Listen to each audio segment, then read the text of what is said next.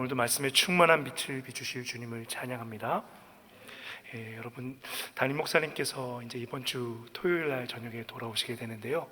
그 모든 일정들을 통하여서 하나님의 또 말씀을 잘 들으시고 또 충만하게 회복되어서 이후의 목회 여정들 가운데에도 하나님의 귀한 종으로 강하게 쓰임받는 우리 목사님 되실 수 있도록 계속해서 기도해 주실 것을 부탁드립니다. 여러분, 지금 우크라이나 사태를 통하여서 우리가 계속 중보하고 있는데요, 이 김병범 선교사님 또 나탈리아 선교사님 위시하여서 또 그곳에서 하나님의 뜻을 붙잡고 기도하고 계신 모든 선교사님과 또 우크라이나 교회를 위해서 기도해 주실 것을 부탁드립니다. 여러분, 오늘은 이 마태복음 3장 말씀을 의거하여서 불과 성령으로 세례를 주시는 분이라는 제목으로 하나님의 말씀의 은혜 나누고자 합니다.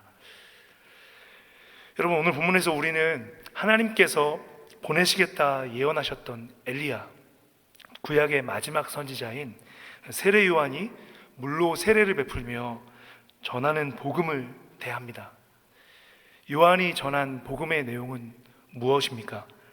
3장 2절, 회개하라, 천국이 가까웠느니라. 여러분, 예수님께서 공생애를 시작하실 때에도 토시 하나 틀리지 않게 동일하게 선포하셨던 복음의 내용입니다.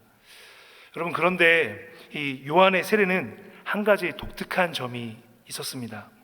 여러분, 당대 요한 말고도 세례 의식을 행하는 유대 여러 분파들이 있었습니다. 이 모든 세례 의식들, 유대인들 모두가 베풀고 있었던 세례는 공통점이 하나 있었습니다.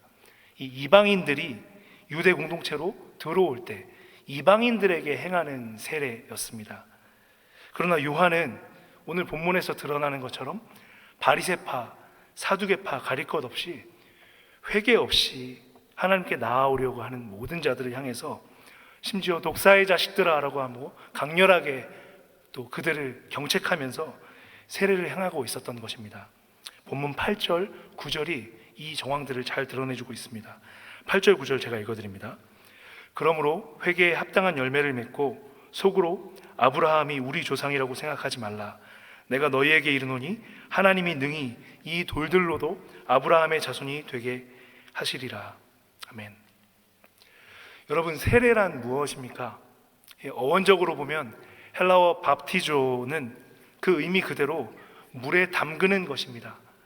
레위기를 보시면 하나님 앞에 정결하고 구별된 것으로 지키기 위해서 우리 자신 또 많은 물건들도 이 물로 씻고 또 피로 씻고 했었던 정결법에 대한 이야기가 나오는데요, 이 세례는 정결법의 전통을 계승한 것이다 라고 합니다. 하나님 앞에 구별된 백성이 되기 위해서 더러운 죄를 물로 씻어내는 의식이었습니다. 성도 여러분, 그런데 오늘 하나님이 보내신 엘리야, 이 구약의 마지막 선지자인 세례 요한은 예수 그리스도를 이 세례, 죄를 씻어내는 세례와 연결시키고 있습니다. 11절 말씀 같이 한번 읽어보겠습니다. 나는 너희로 회개하게 하기 위하여 물로 세례를 베풀거니와 내 뒤에 오시는 이는 나보다 능력이 많으시니 나는 그의 신을 들기도 감당하지 못하겠노라. 그는 성령과 불로 너희에게 세례를 베푸실 것이요. 여러분, 요한은 지금 예수님을 세례와 연결시켜서 어떤 분이다라고 천명하고 있습니까? 불과 성령으로 세례를 주시는 분이다라고 천명하고 있습니다. 여러분, 불과 성령의 세례하면 우리 머릿속에 가장 먼저 떠오르는 사건이 하나 있습니다.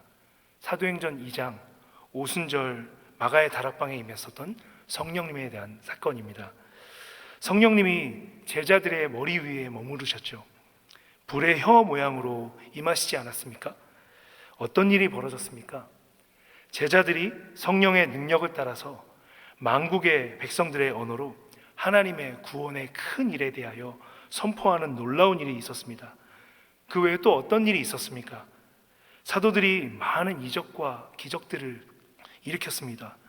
은과 금은 없거니와 내게 있는 것으로 명하노니 나사렛 예수 그리스도의 이름으로 명하노니 일어나라. 사도 베드로가 성령의 권능으로 기적을 행하였고요, 또 한 번 설교할 때 3,000명이 회개하고 돌아오는 놀라운 역사, 기적들이 일어납니다. 그런데 여러분, 오늘 우리가 익숙하게 알고 있는 이 불같은 성령의 권능의 역사들, 기적을 일으키시고 치유하시고 방언을 하게 하고 놀라운 이적들을 행하시되, 무엇보다 하나님께서 정말 그의 제자들에게 하고 계신 일이 있다는 것을 우리가 주목해야 합니다. 성령님은 이 성령을 통하여서 어떤 일을 행하고 계십니까? 그 제자들의 생명과 삶의 방향을 근본적으로 하나님께 돌이키게 하는 역사를 행하셨습니다. 다시 말해서 이 구원의 영이신 성령님은 그의 언약 백성들을 하나님께로 돌이키는 회개의 역사로 이끄셨다라는 것이죠. 오늘 본문 속 세례 요한은 이 부분을 분명히 지적합니다. 우리 11절 말씀 다시 한번 보시겠습니다. 여러분, 상반절에 보시면 나는 너희로 회개하게 하기 위하여 물로 세례를 베풀거니와 라고 나와 있습니다. 세례의 목적이 무엇이라고 이야기하고 있죠? 회개하게 하기 위해서다. 그런데 나보다 더 능력이 많으신 분이 오실 거야. 나는 그분의 신조차 들 수 없어. 그분은 성령과 불로 세례를 베푸실 거야. 무엇을 위해서요? 요한이 세례를 베푼 것과 동일한 목적입니다. 회개하게 하기 위해서. 그 언약 백성 제자들의 중심과 삶의 방향 자체가 하나님께로 돌이키게 하게 하는 것, 회개하기 위해서 예수님께서 오셔서 불과 성령으로 세례를 주신다라는 것이죠.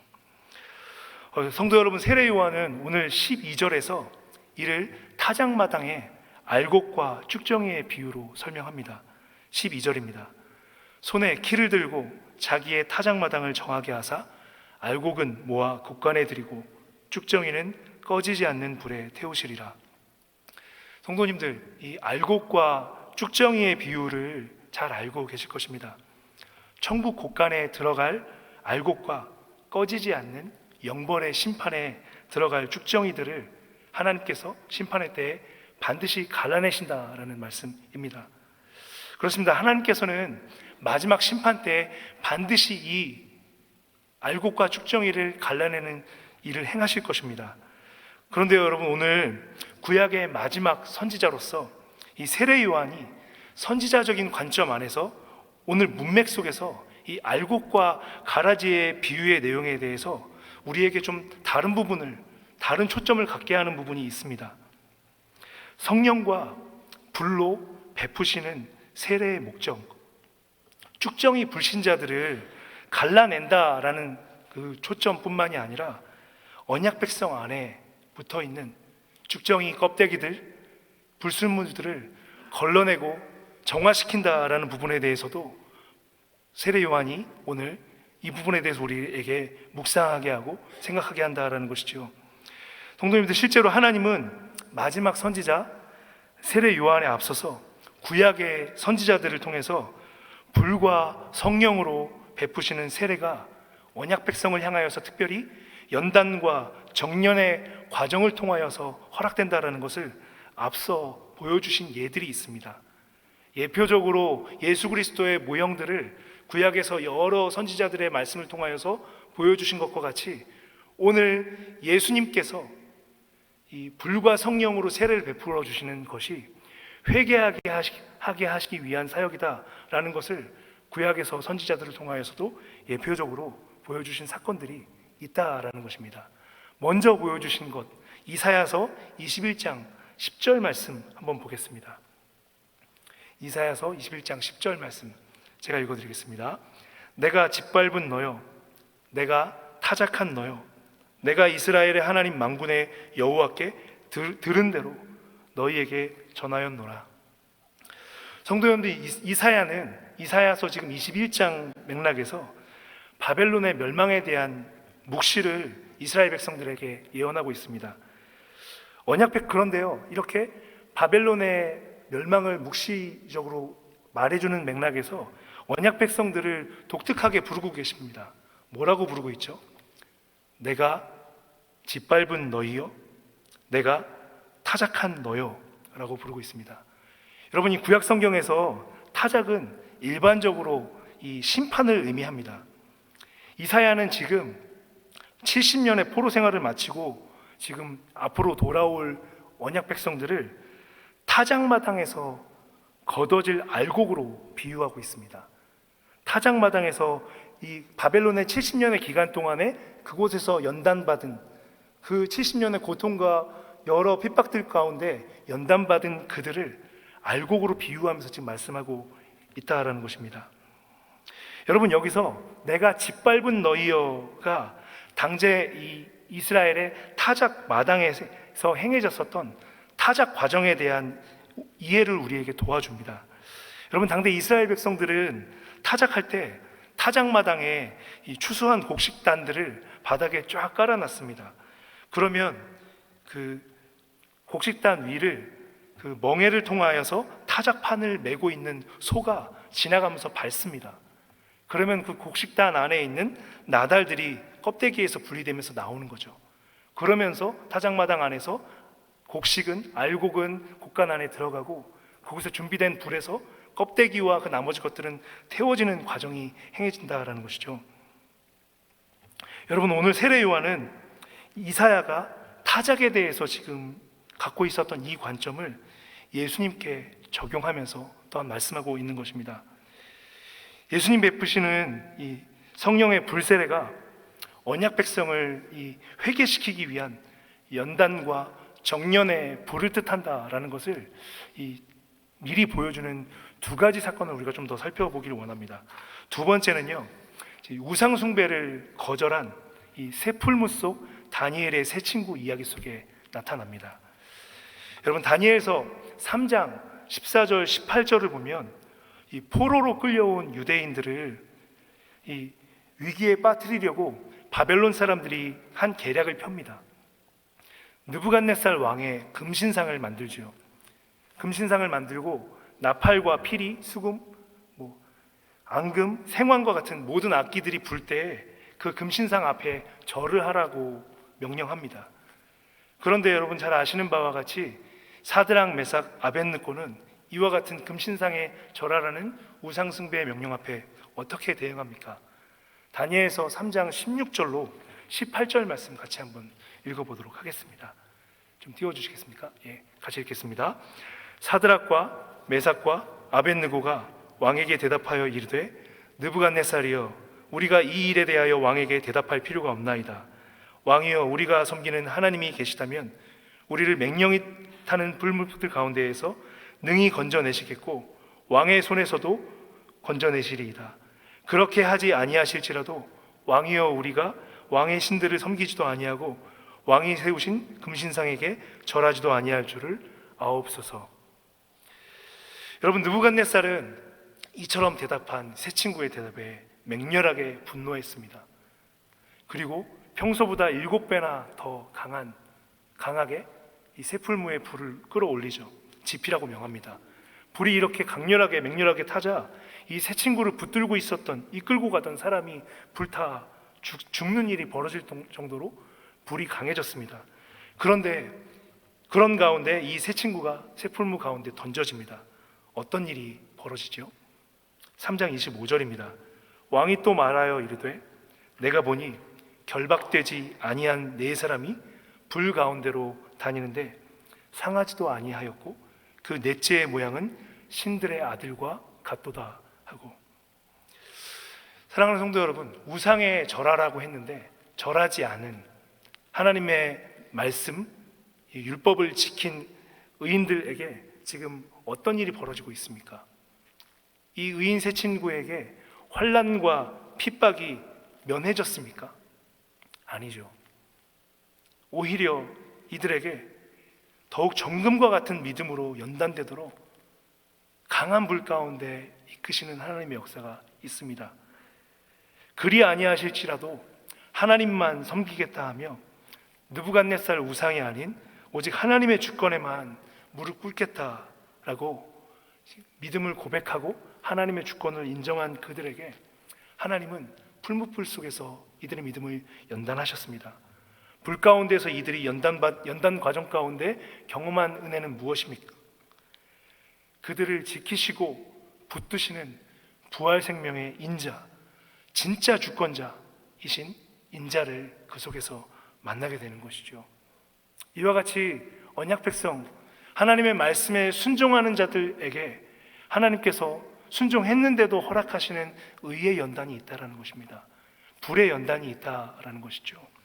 세 번째로 구약 선지서 안에서 이 불과 성령으로 주는 세례가 하나님께서 언약 백성을 연단하시기 위해서 주시는 것이다라는 것에 대해서 예표적으로 보여주는 사건, 떨기나무 불꽃 속에서 모세에게 보이신 광경입니다. 우리 출애굽기 3장 3절 말씀 같이 한번 읽어보도록 하겠습니다. 있습니다. 이에 모세가 이르되 내가 돌이켜 가서 이 큰 광경을 보리라. 떨기나무가 어찌하여 타지 않은고 하니. 그때 여러분 이 장면의 이야기들을 잘 알고 계실 것입니다. 아브라함 이래 430년 동안 홀로 언약을 지켜오신 하나님과 40살에 도망자가 되어서 80살이 되도록 40년 동안 하나님의 언약을 완전히 잊어버린 모세가 만나는 장면입니다. 여러분, 하나님은 그와 같은 상황 속에서 모세를 어떻게 만나 주셨습니까? 여러분, 3절에서 모세가 놀라 고백하듯 이 큰 광경, 모세가 지금 큰 광경을 보았다라고 하고 있죠. 떨기나무 불꽃의 광경을 보았다라고 이야기하고 있는데요, 여기서 이 광경이라는 단어가 굉장히 중요한 단어입니다. 이 구약 선지서들 안에서 하나님께서 이사야, 에스겔, 이 예레미야와 같은 선지자에게 하나님의 영광을 보여주시고 하나님의 비전을 보여주시고 하실 때, 하나님의 계시를 나타내실 때 쓰였던 단어가 이 광경입니다. 하나님께서 모세를 통하여서 이 떨기나무 불꽃의 이 광경을 통하여서 하나님 당신을 이스라엘에게 어떤 분이신지 계시하시고 나타내시고 있다라는 것이죠. 여러분, 이 출애굽기에서 떨기나무 불꽃의 광경은 한 번밖에 나타나지 않습니다. 그렇기 때문에 출애굽기의 다른 내용에 비하여서 이 떨기나무 불꽃의 광경은 별로 중요하지 않다라고 말씀하시는 분들이 계십니다. 그러나 저는 그렇게 생각하지 않습니다. 떨기나무 불꽃은 단 한 번밖에 없지만 언약 백성에게 너무나 중요한 계시 광경입니다. 출애굽 당시뿐만이 아니라 그 이후 구약의 선지서의 역사들, 또 이후의 신약에 이르기까지 그 광경은 너무너무나 중요한 장면입니다. 왜냐하면 그곳에서 하나님의 속성, 하나님께서 언약 백성과 어떻게 함께 하시는지가 드러나기 때문입니다. 여러분, 신명기 4장 24절에는 하나님을 소멸하는 불이다라고 말씀하고 있습니다. 그 소멸하는 불이신 하나님께 붙잡혔기에 언약 백성 이스라엘은 430년 동안의 애굽 쇠풀무 속에서 불살라지지 않았던 것입니다. 다시 말씀드립니다. 소멸하는 불이신 하나님께서 언약 백성을 붙잡고 있었기 때문에 애굽 쇠풀무 400년 역사 속에서 언약 백성이 불살라지지 않았던 것입니다. 그것을 떨기나무 불꽃의 그 광경을 통해서 하나님께서 모세에게 알리신 것이고 이스라엘에게 알리신 것이죠. 여러분, 이 구약 성경에서 이 신명기를 위시해서 신명기 4장 24절부터 이 포로기 때인 예레미야 때에 이르기까지 이 애굽에서의 400년을 성경에서 설명하는 한 단어가 쇠풀무입니다. 언약 백성 이스라엘을 400년 동안 하나님께서 연단하신 것이죠. 이 애굽의 쇠풀무 속에서 이스라엘 백성들이 어떻게 고통을 당했고 노역을 당했고 했는지 성도님들 출애굽기 내용들을 잘 아실 것입니다. 사람이 살 수 없는 살인적인 노역이었죠. 특별히 모세가 태어날 때에는 이스라엘의 어린아이들 그 누구도 살 수 없는 때였습니다. 남자아이가 태어나면 다 나일강에 던져질 때였죠. 그와 같이 살인적인 쇠풀무와 같은 애굽의 400년 역사 속에서 하나님의 은혜가 아니면 살 수 없다라는 것을 경험한 사람이 누구입니까? 결정적으로 경험한 사람 모세이죠.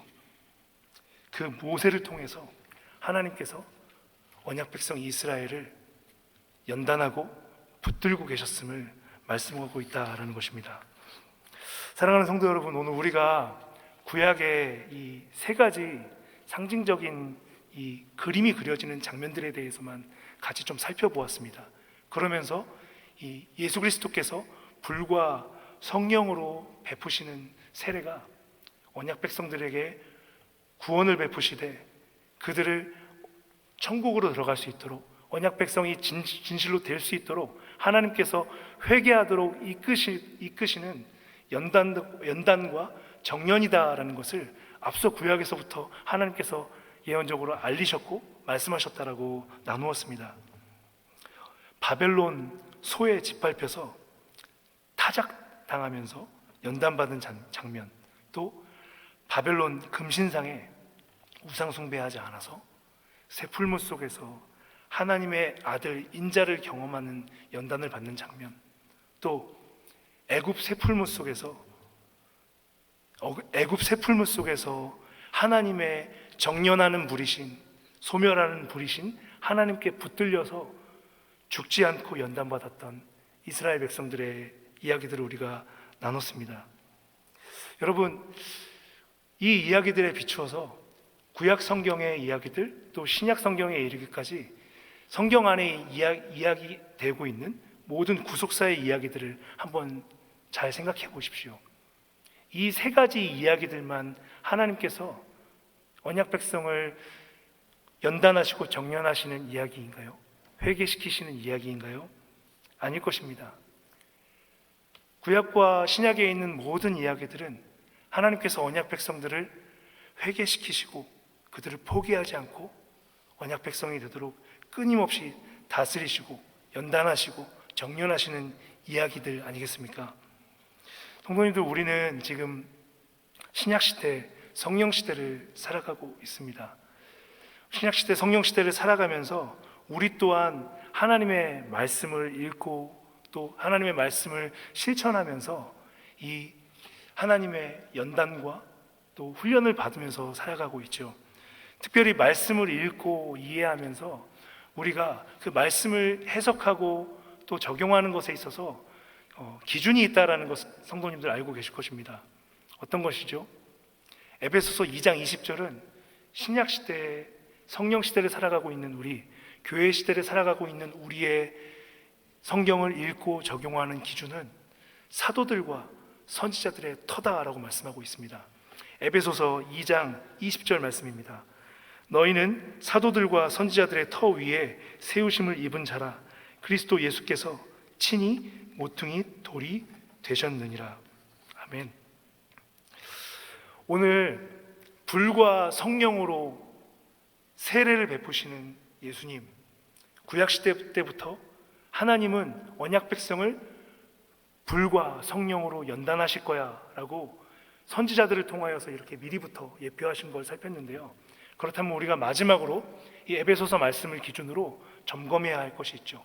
그렇다면 사도들의 터, 사도들은 어떻게 이 불과 성령의 세례를 이해했는가라는 부분을 우리가 두 구절 살피고 말씀을 맺도록 하겠습니다.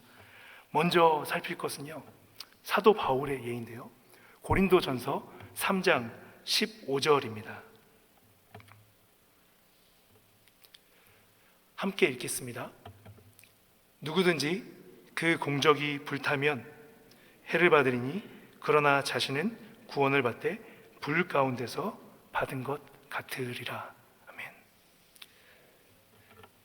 예수 그리스도의 터 위에 우리가 수고하고 애쓰고 헌신하며 예배하며 모든 것들을 행해 나가는데 그 모든 것들에 대해서 하나님께서 심판의 불로 그 공적을 확인하시겠다, 점검하시겠다라고 말씀하고 있습니다. 사도 바울 또한 동일하게 이 성령과 불세례에 대해서 말씀하고 있습니다. 그렇다면 여러분, 사도 베드로는 또한 어떨까요? 사도 베드로의 고백 안에는 이 연단과 성령과의 연결이 너무너무 가슴이 저리게 아름답게 서술되어 있습니다. 베드로 전서 4장 12절로 14절 말씀입니다. 우리 한번 같이 한 목소리로 읽도록 하겠습니다. 사랑하는 자들아, 너희를 연단하려고 오는 불시험을 이상한 일 당하는 것 같이 이상히 여기지 말고 오히려 너희가 그리스도의 고난에 참여하는 것으로 즐거워하라. 이는 그의 영광을 나타내실 때에 너희로 즐거워하고 기뻐하게 하려 함이라. 너희가 그리스도의 이름으로 치욕을 당하면 복 있는 자로다. 영광의 영 곧 하나님의 영이 너희 위에 계심이라. 아멘. 사랑하는 성도 여러분, 하나님의 말씀에 순종하고 살기 위해서 애매히 당하는 고난이, 또 하나님의 영광을 위해서 우리가 이 땅에서 살아가면서 겪게 되는 이해할 수 없는 고통과 고난들이 있다라고 하는데요, 그것에 대해서 사도 베드로 무엇이라고 말씀하고 있습니까? 그리스도의 이름으로 치욕을 당하면 복이 있다라고 말씀하고 있고요, 영광의 영 곧 하나님의 영이 너희 위에 계심이라 라고 말씀하고 있습니다. 오늘 우리들 또한 하나님께서 성령 세례를 행하십니다. 여러분, 사실 장로교 교리상 성령 세례는 단회적인 사건입니다. 한 번입니다. 그러나 이 세례라는 것은 성령께서 우리에게 지속적으로 마음 가운데 행하시는 세례, 그것을 장로교에서는 성령 충만이라고 이야기합니다.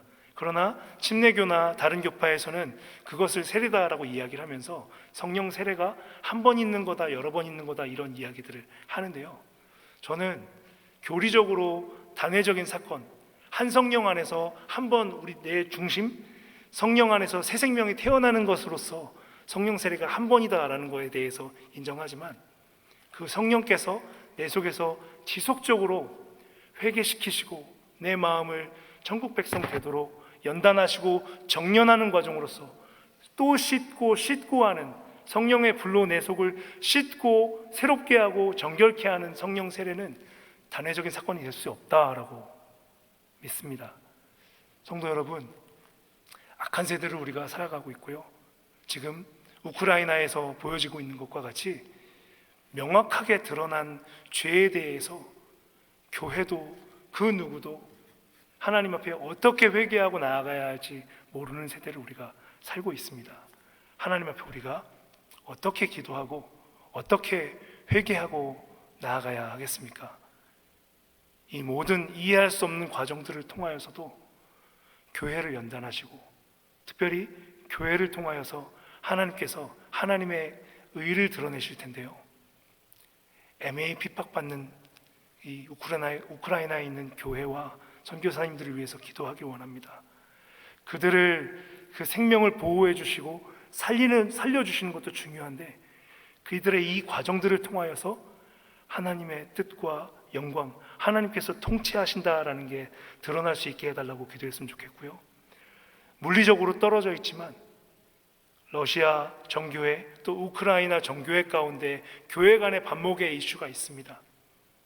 러시아 정교회는 러시아 군을 축복하고 있고, 우크라이나 군은 또 우크라이나 교회는 우크라이나 군을 축복하고 있는, 인간적으로 우리가 이해하기 할 수 없는 악한 이슈들이 있습니다.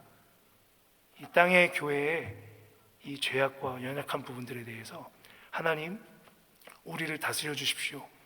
성령의 불로 교회를 새롭게 해주시고 모든 죄악들을 불살라 주시고 하나님의 백성으로서 우리가 마땅히 기도해야 할 바를 구하는 교회 되게 해달라고 기도하며, 오늘 하나님 앞에 진정한 의인으로 서는 모든 성도님들 되시기를 예수님의 이름으로 축복합니다.